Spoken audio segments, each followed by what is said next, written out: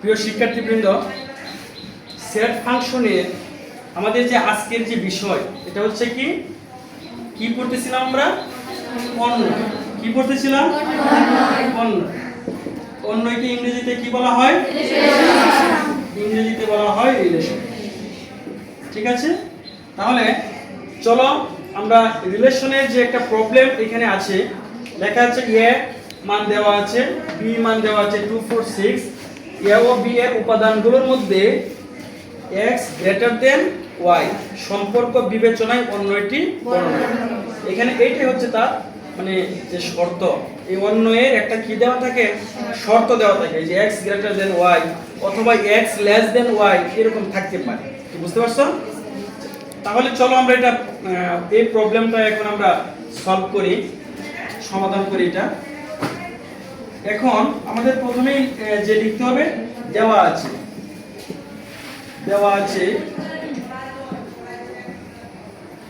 কি দেওয়া আছে? a এর মান কত দেওয়া আছে?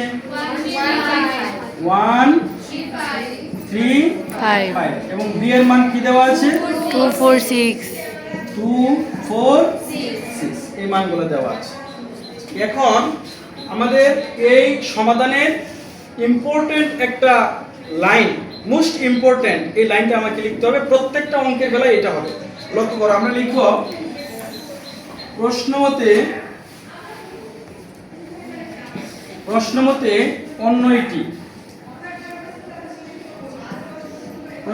অন্যয়টি আর ইকুয়াল। অন্যয়ের ইংরেজি যেহেতু রিলেশন, এটা প্রথম অক্ষর কি আছে? আর। এই জন্য অন্যয়কে আর দ্বারা প্রকাশ করা হয়। অন্যয়টি আর ইকুয়াল টু আমরা লিখব xy একটা হচ্ছে জোড়া, ক্রমজোড়। xy কি একটা ক্রমজোড়। জোড়া, একটা এক জোড়। হ্যাঁ, xy যেন such that x belongs to a, y belongs to b এবং যে সম্পর্কটা আছে, এই যে সম্পর্কটা আছে এটা আমাদের লিখতে হবে x গ্রেটার দেন y।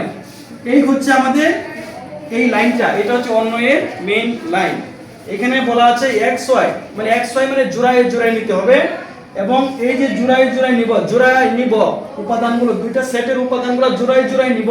মানে শর্ত হচ্ছে x belongs to a, মানে x এর যে মানগুলো অর্থাৎ প্রথম যে মানটা এটা আসবে a থেকে এবং দ্বিতীয় যে মানটা এটা আসবে b থেকে।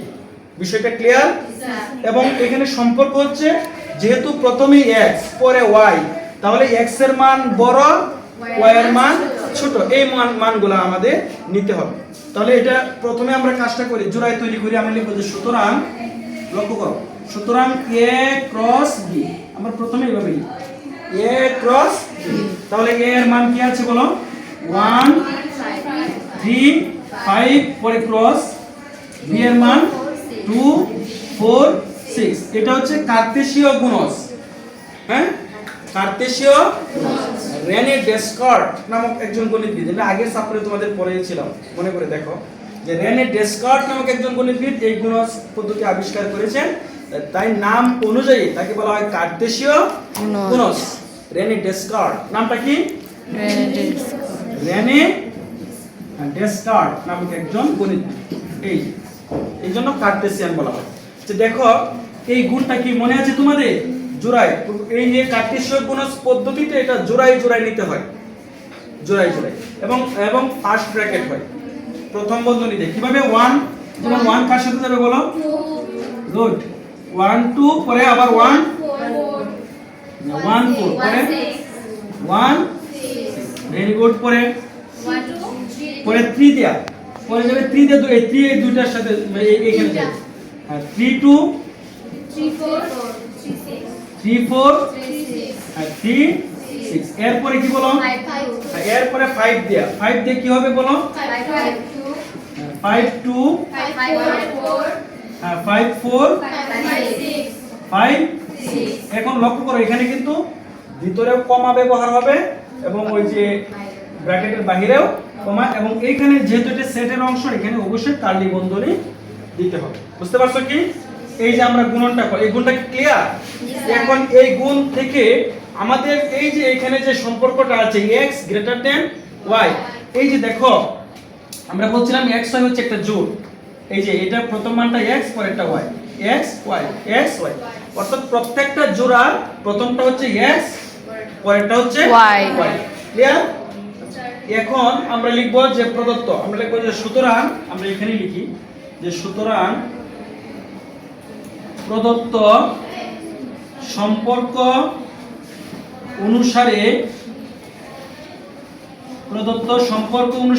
আর ইকুয়াল টু, এবার লক্ষ্য করো আর যে নিব, এই যে এখানে অনেকগুলো উপাদান আমরা পেলাম, এখন এই উপাদানগুলোর মধ্যে শর্ত হচ্ছে x গ্রেটার দেন y, এর অর্থ কি x এর মান বড় y এর মান ছোট। x কোথায় আছে? সামনে।